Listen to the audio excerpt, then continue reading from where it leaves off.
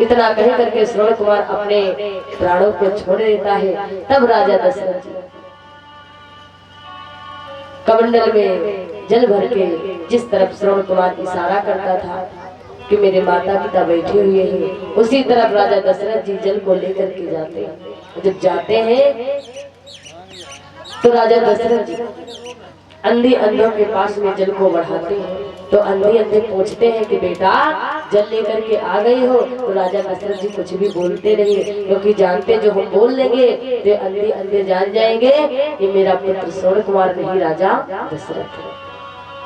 राजा दशरथ कुछ भी बोल नहीं रहे, सिर्फ पानी जल को बढ़ा रहे हैं। जब अंधी और अंधे कहते हैं कि जब तक बोलोगे नहीं तब तक हम पानी को पीने वाले नहीं, तब राजा दशरथ जी को मजबूरी में बोलना पड़ा। राजा दशरथ जी बोले कि हे महामती हे महामतो, मैं श्रवण नहीं मैं दशरथ हूँ।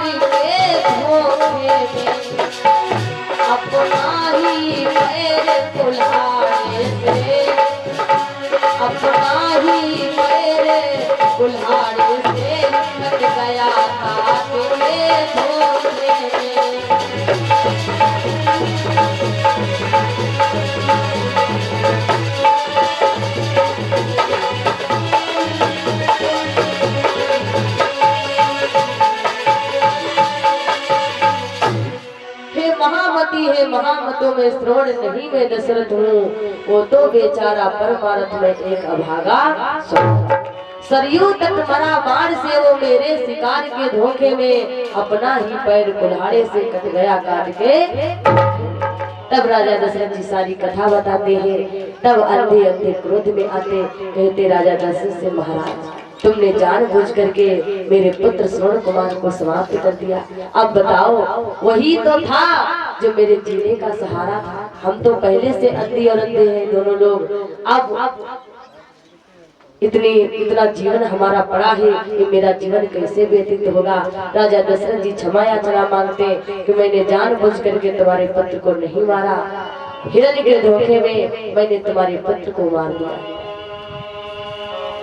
लेकिन आज राजा दशरथ जी कैसे अंधे और अंधे से कहते हैं कि लाल तुम्हारा मर गया है मृगा के धोखे से, लाल तुम्हारा मर गया है मृगा के धोखे से, तीर हमारा चल गया रुका न रोके से, बड़ा ही पाप हो गया बड़ा संताप हो गया।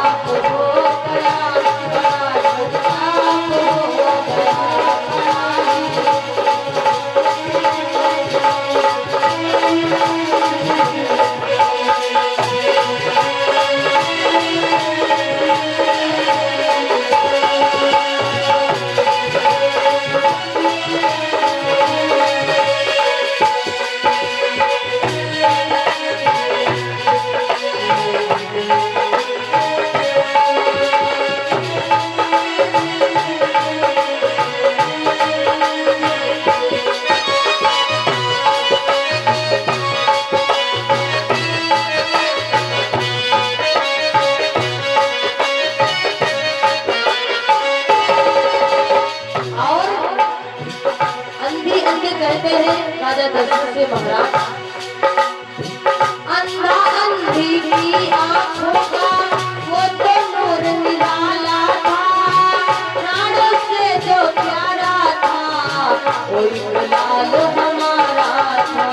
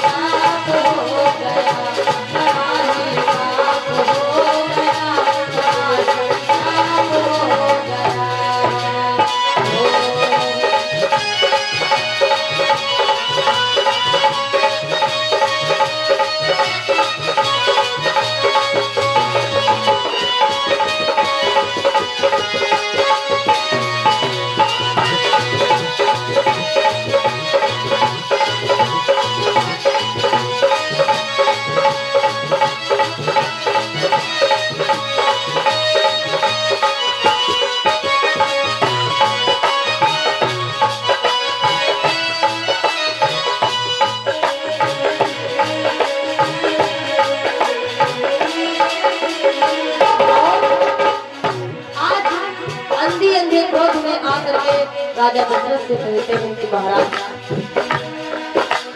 तड़प रहे हैं हम दोनों, हम जैसे पुत्र वियोग में, वैसे तड़पोगे तुम भी पुत्र के वियोग में।